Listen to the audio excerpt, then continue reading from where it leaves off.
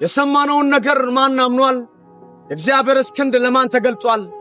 በፊቱ እንደ ቡቃያ ከደረቅም መሬት እንደ ሥር አድጓል።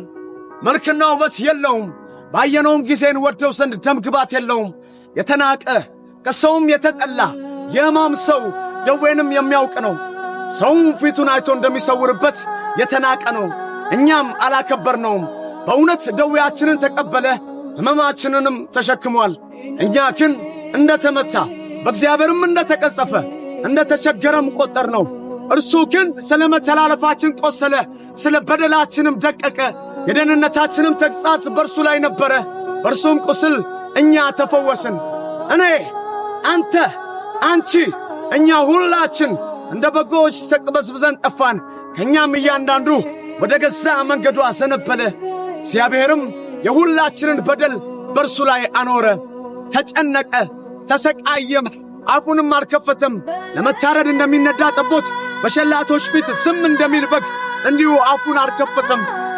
በማስጨነቅና በፍርድ ተወሰደ። ስለ ሕዝቤ ኀጢአት ተመትቶ ከሕያዋን ምድር እንደተወገደ ከትውልዱ ማን አስተዋለ? ከክፎች ጋር መቃብሩን አደረጉ፣ ከባለጠጎችም ጋር በሞቱ። ሆኖም ግፉን አላደረገም ነበር፣ በአፉም ተንኰል አልተገኘበትም ነበር። እግዚአብሔርም በደዌ ያደቀው ዘንድ ፈቀደ።